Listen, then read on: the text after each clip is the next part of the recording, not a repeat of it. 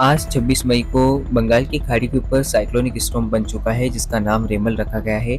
चक्रवाती तूफान लगातार इंटेंसिफाई हो रहा है और मौसम विभाग ने का कहना है कि चक्रवात के आज शाम तक लैंडफॉल की प्रक्रिया हो सकती है यानी कि आज शाम या सुबह तक चक्रवाती तूफान ओडिशा, पश्चिम बंगाल और बांग्लादेश को प्रभावित करता हुआ नजर आएगा। संभावना इसके पश्चिम बंगाल के तटीय इलाकों से टकराने की है और ये काफी ज्यादा इंटेंसिफाई है।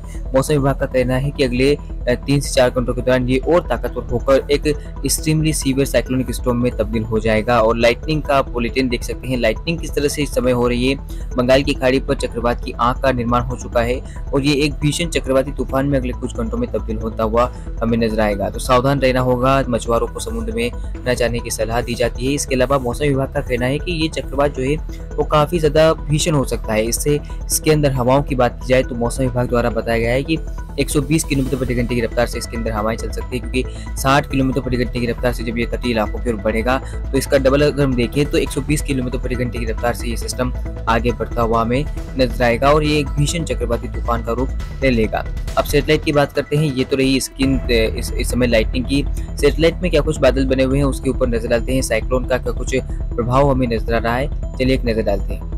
मानसून के आगमन को लेकर प्रतीक्षा चल रही है। उत्तर भारत के कई राज्यों में काफी भीषण गर्मी पड़ रही है, यानी कह सकते हैं प्रचंड गर्मी का प्रकोप नजर आ रहा है। तापमान 50 डिग्री सेल्सियस कल रिकॉर्ड किया गया है। 9 तपा के दिन शुरू हो चुके हैं।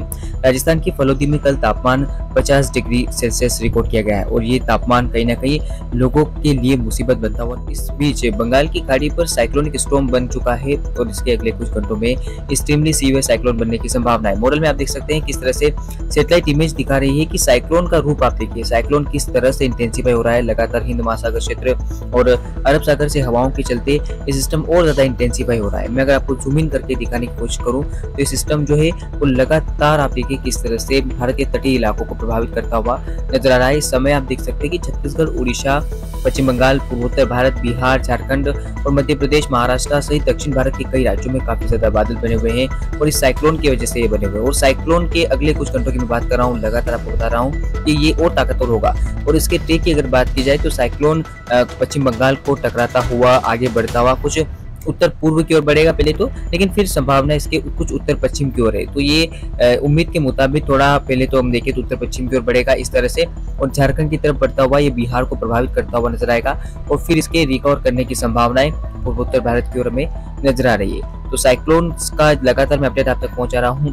अब कुछ मॉडल और देख लेते हैं कि क्या कह रहे हैं। मौसम विभाग का क्या कुछ कहना है इसके ट्रेक को लेकर, इसके ऊपर एक फोरकास्टिंग देख लेते हैं। मौसम विभाग का कहना है कि बंगाल की खाड़ी पर बनने वाला चक्रवाती तूफान आज 26 मई को एक्सट्रीमली सीवियर साइक्लोनिक स्टॉर्म में तब्दील हो जाएगा और ये सीवियर साइक्लोनिक स्टॉर्म जब बनेगा तो इसके अंदर 110 से 120 किलोमीटर प्रति घंटे की रफ्तार से हवाएं चलने की संभावना है। इसके अलावा 135 किलोमीटर प्रति घंटे की रफ्तार से हवाएं भी इसके अंदर बढ़ सकती है। हालांकि मौसम विभाग का कहना है कि अगर बात करें 26 मई को तो 26 मई को ये सिस्टम साइक्लोनिक स्टॉर्म में रहेगा सुबह तक। इसके बाद दोपहर तक इस सिस्टम के सीवियर साइक्लोनिक स्टॉर्म बनने की संभावना है। फिर ये सिस्टम जो है अपने साथ 100 से 110 किलोमीटर प्रति घंटे की रफ्तार से हवाएं चलेगी। इसके अलावा विंड स्पीड की बात की जाए तो ये सिस्टम और इंटेंसिफाई होता हुआ हमें 26 मई को दोपहर या शाम के समय नजर आ सकता है और सीवियर साइक्लोनिक स्टॉर्म में ये रहेगा। उस समय इसके अंदर 110 से 120 किलोमीटर प्रति घंटे की रफ्तार से हवाएं चलने की संभावना है। मैक्सिमम आप देखिए किस तरह से स्पीड, विंड स्पीड की बात की जाए तो लगातार ये सिस्टम इंटेंसिफाई होगा। उसके बाद 27 मई को ये सुबह के आसपास डिप्रेशन में तब्दील हो जाएगा, यानी कि लैंडफॉल की प्रक्रिया ये अपनी शुरू कर देगा।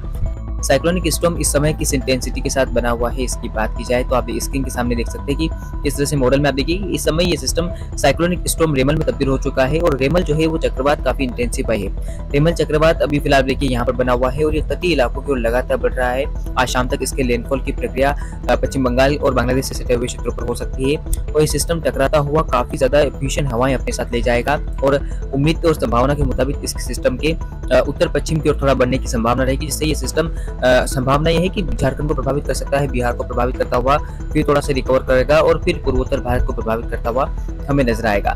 इस समय आप सैटेलाइट इमेज में बादलों की स्थिति देख सकते हैं कि किस तरह से बंगाल की खाड़ी पर काफी भीषण बादल बने हुए हैं और ये बादल कहीं ना कहीं अगर हम देखें तो भारत के कई राज्यों में बारिश देते हुए नजर आ रहे हैं। आप देखिए मध्य प्रदेश के ऊपर बादल है। इसके अलावा बादलों की स्थिति छत्तीसगढ़, उड़ीसा पर भी है। इधर दक्षिण भारत में कई इलाकों में काफी जबरदस्त बादल बने हुए हैं। इसी सिस्टम के चलते हैं अब बात कर लेते हैं कि चक्रवाती तूफान का ट्रैक क्या रहेगा। क्या कुछ मॉडल मौसम विभाग के बता रहे हैं। ट्रैक मौसम विभाग के द्वारा साइक्लोन का ट्रैक जारी कर दिया गया है। साइक्लोनिक स्टॉर्म आज फिलहाल आप देखिए इस इंटेंसिटी के साथ बना हुआ है। लगभग 26 मई को 50 किलोमीटर प्रति घंटे की रफ्तार से सुबह के समय ये एक साइक्लोनिक स्टॉर्म में बना हुआ है। और अभी फिलहाल अगर हम देखें तो संभावना इसके अगले कुछ घंटों में यानी कि 4 से 5 घंटों के दौरान या फिर 1 से 2 घंटों के दौरान, अगले 1 से 2 घंटे के दौरान इसके सीवियर साइक्लोनिक स्टॉर्म में तब्दील होने की संभावना नजर आ रही है। यानी कि सिस्टम 55 किलोमीटर प्रति घंटे की रफ्तार से आगे बढ़ेगा।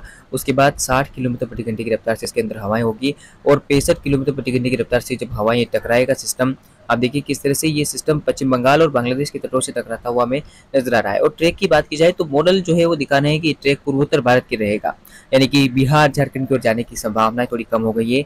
और मौसम विभाग का मॉडल का कहना है कि सिस्टम जो है वो सीवियर साइक्लोनिक स्टॉर्म जो है वो तटों के पास रहेगा और ये इंटेंसिफाई रहेगा। इसके बाद जब ये मैदानी भागों को कवर करेगा, बांग्लादेश को प्रभावित करेगा, पश्चिम बंगाल को प्रभावित करेगा, उसके बाद ये सिस्टम उस समय भी साइक्लोनिक स्टॉर्म की इंटेंसिटी में रहेगा। उसके बाद संभावना है इसके 27 मई को दोपहर या शाम तक डिप्रेशन में तब्दील होने की संभावना है। इसके बाद ये आगे बढ़ता हुआ पूर्वोत्तर भारत की ओर बढ़ेगा और फिर यहाँ पर आप देखिए डिप्रेशन में तब्दील हो जाएगा। तो ट्रैक में लगातार बदलाव की जो संभावना पिछले दिनों आ रही थी, उड़ीसा पश्चिम बंगाल की ओर जाने की संभावना काफी जबरदस्त थी। हालांकि पश्चिम बंगाल के तटीय इलाकों को प्रभावित करता हुआ आगे बढ़ेगा, पूर्वोत्तर भारत को भी प्रभावित करेगा और बांग्लादेश में हीटिंग की संभावना इसकी नजर आ रही है। यानी बांग्लादेश और पश्चिम बंगाल के तटों से ये टकराता हुआ नजर आ सकता है। कोलकाता में भीषण बारिश होने की संभावनाएं हमें इस सिस्टम से नजर आ रही है। तो सावधान रहने की आवश्यकता रहेगी। मौसम विभाग के मॉडल क्या कुछ आगे दिखाते हैं तमाम अपडेट आप तक पहुंचाता रहूंगा। चैनल पर बने रहें, वीडियो को लाइक करना ना भूलें, चैनल को सब्सक्राइब कीजिएगा, बेल आइकन ऑन करें ताकि आपके पास साइक्लोन से जुड़े हुए और मौसम से जुड़े हुए सभी अपडेट जो है समय अनुसार पहुंच जाए। फिलहाल इस साइक्लोन अपडेट के बुलेटिन में इतना ही। लगातार चैनल पर बने रहें। धन्यवाद।